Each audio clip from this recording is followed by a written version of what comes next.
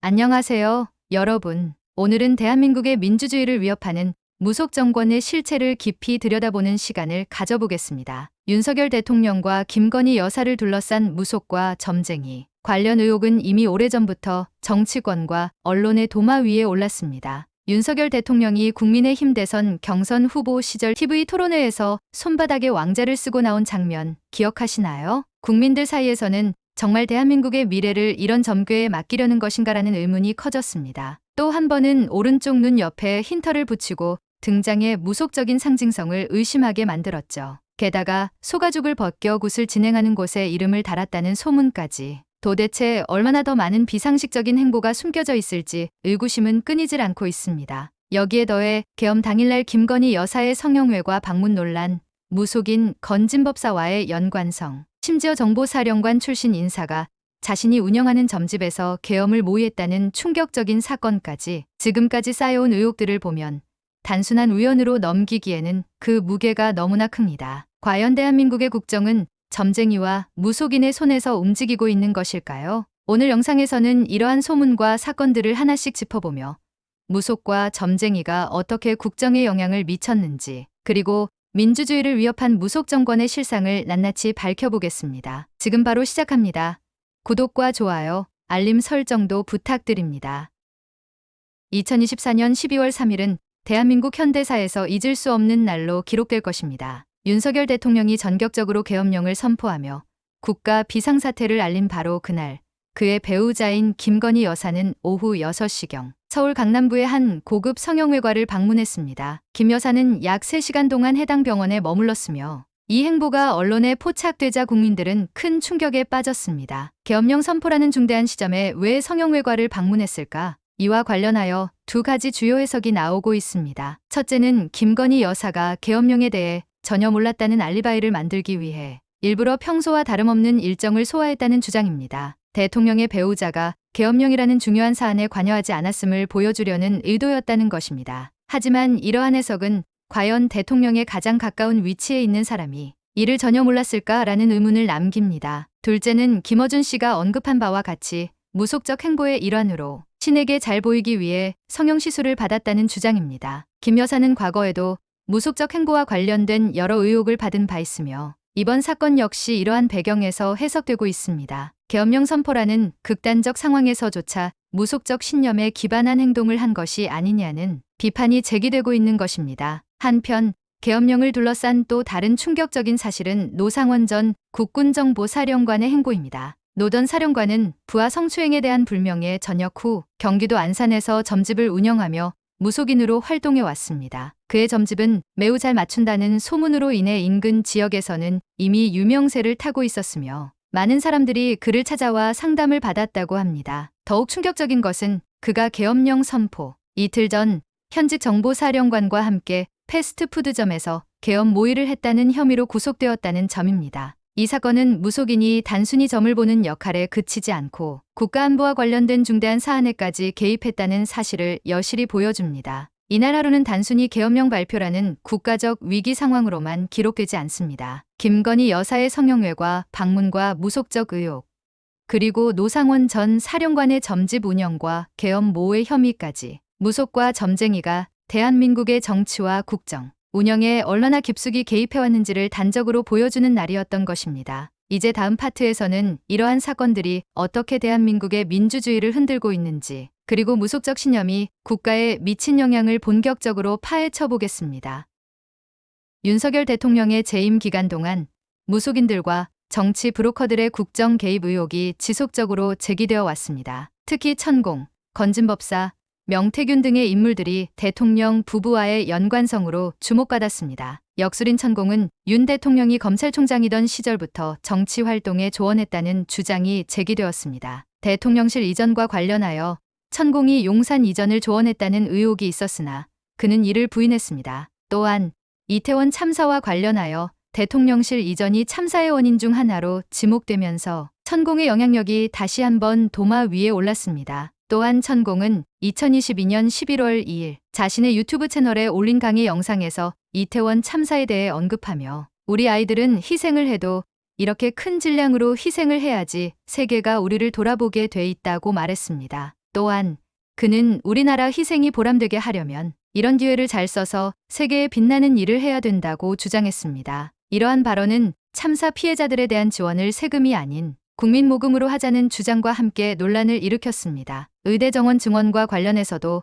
천공의 개입 의혹이 제기되었습니다. 그는 자신의 유튜브 채널에서 변화는 30%부터 시작된다며 의대 정원 증원에 대한 의견을 밝혔습니다. 건진법사로 알려진 무속인 전성배 씨는 윤석열 대통령 부부와의 친분을 과시하며 각종 이권에 개입했다는 의혹을 받았습니다. 그는 2018년 지방선거 당시 출마자들에게 불법 정치 자금을 받은 혐의로 검찰에 체포되었으며 대통령 부부와의 친분을 이용해 세무조사 청탁이나 이권 개입을 했다는 의혹도 제기되었습니다. 정치 브로커 명태균 씨는 윤 대통령의 대선 당선 전부터 연락하며 영향력을 행사한 것으로 의심받고 있습니다. 그는 공천 개입 및 불법 여론조사 의혹 등으로 검찰 수사를 받고 있으며 최근 구속되었습니다. 특히 명 씨는 김건희 여사와의 친분을 통해 정치적 영향력을 행사하려 했다는 의혹이 제기되었습니다. 이러한 인물들의 국정 개입 의혹은 대한민국 민주주의의 근간을 흔드는 심각한 문제로 부각되고 있습니다. 무속적 신념과 정치 브로커들의 영향력이 국정 운영에 미치는 영향에 대한 철저한 조사와 투명한 국정 운영이 요구됩니다.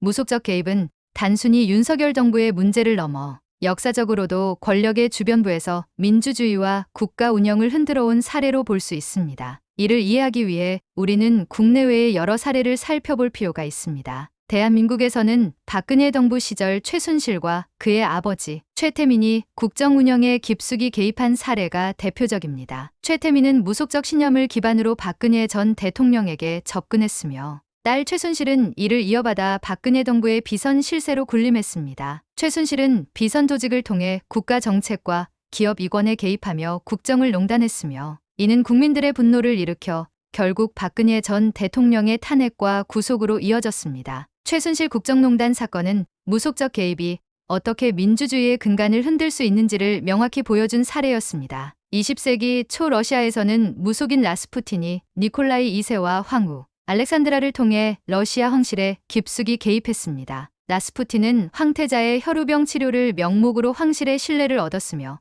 이후 정치적 영향력을 행사했습니다. 그는 자신의 신비주의적 예언과 조언을 통해 황제의 정치 결정을 좌우하며 권력을 휘둘렀습니다. 이로 인해 러시아의 정치와 사회는 불안정해졌고 국민들은 황실의 무능과 부패에 분노했습니다. 결국 라스푸틴의 영향은 러시아 혁명과 로마노프 왕조의 몰락을 촉진하는 데 기여했습니다. 고려 말기 공민왕의 총애를 받던 승려 신도는 정치 권력을 장악하며 국정을 운영했습니다. 그는 자신의 종교적 권위와 정치적 영향력을 이용해 개혁을 시도했지만 지나친 권력 집중과 독단적 행보로 인해 결국 민심을 잃고 사형에 처해졌습니다. 신돈의 사례는 무속적 신념이 정치 권력과 결합했을 때 발생할 수 있는 혼란과 위험성을 보여줍니다. 윤석열 정부에서는 천공, 건진법사, 명태균 등 무속적 인물들이 국정에 개입했다는 의혹이 지속적으로 제기되었습니다. 대통령실 이전부터 이태원 참사 대응, 의대 정원 증원, 동해안 대왕고래 원유 탐사에 이르기까지 이들의 무속적 조언이 정책 결정에 영향을 미쳤다는 주장은 단순한 논란을 넘어 국민적 불안을 야기했습니다. 이는 현대 민주주의 국가에서 비합리적이고 비공식적인 권력의 개입이 얼마나 위험한지 보여줍니다. 이러한 사례들이 공통적으로 보여주는 것은 무속적 개입이 정치와 결합할 때 국민의 신뢰를 무너뜨리고 체제의 안정성을 크게 위협한다는 점입니다. 무속적 신념에 기반한 국정 운영은 합리적이고 과학적인 의사결정을 방해하며 권력의 투명성을 훼손합니다. 무속적 개입과 국정농단은 단순히 개인의 문제를 넘어 대한민국 민주주의의 본질을 훼손하고 국민의 신뢰를 저해하는 심각한 문제로 자리 잡았다. 윤석열 정부에서 드러난 천공, 건진법사, 명태균과 같은 무속적 인물들의 국정 개입 의혹은 현대 민주주의 체제에서 비합리적이고 비공식적인 세력이 국정 운영에 얼마나 위험한 영향을 미칠 수 있는지를 명확히 보여준다. 역사적으로도 이러한 사례는 반복되어 왔다. 고려 시대에는 공민왕의 총애를 받던 승려, 신돈이 종교적 권위와 정치적 영향력을 남용하여 국정을 농단했고 결국 민심을 잃고 처형되었다. 러시아의 경우 무속인 라스푸틴이 니콜라이 2세와 황후 알렉산드라에게 접근해 정치적 결정을 좌우하며 황실의 몰락을 초래했다. 대한민국에서도 박근혜 정부 시절 최순실과 주변 세력이 국정을 농단하며 결국 박근혜 전 대통령의 탄핵과 구속이라는 결과를 낳았다. 윤석열 정부의 경우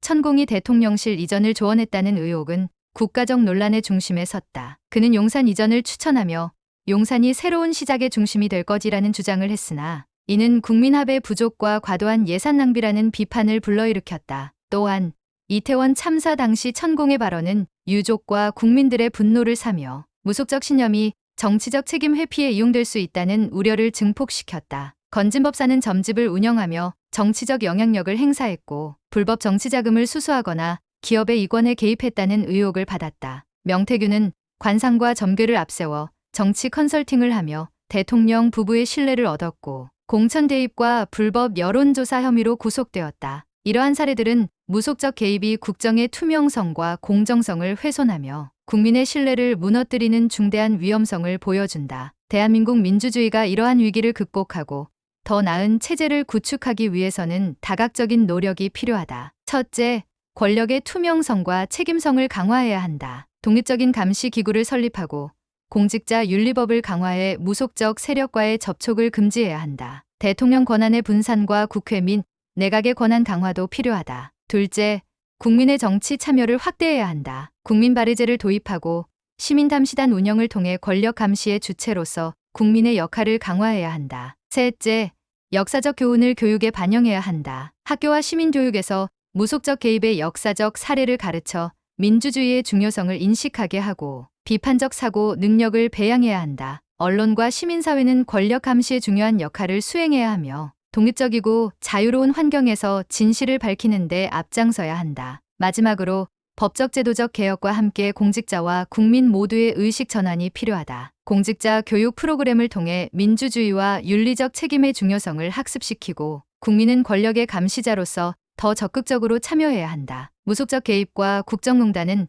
과거의 문제가 아닌 현재에도 반복될 수 있는 위협이다. 그러나 이를 극복하고 민주주의를 재정립할 기회가 지금 우리 앞에 있다. 국민 모두가 역사의 교훈을 바탕으로 투명하고 공정한 체제를 구축하며 더 나은 미래를 만들어가야 한다. 오늘의 이야기는 여기까지입니다. 헌법재판소에서 속히 윤석열의 탄핵이 인용되어야 한다고 생각하시는 분이라면 구독과 좋아요, 그리고 알림 설정까지 부탁드리겠습니다. 긴 이야기 끝까지 들어주셔서 진심으로 감사드리며 앞으로도 더 좋은 사연으로 여러분을 찾아오겠습니다. 시청해 주셔서 감사합니다.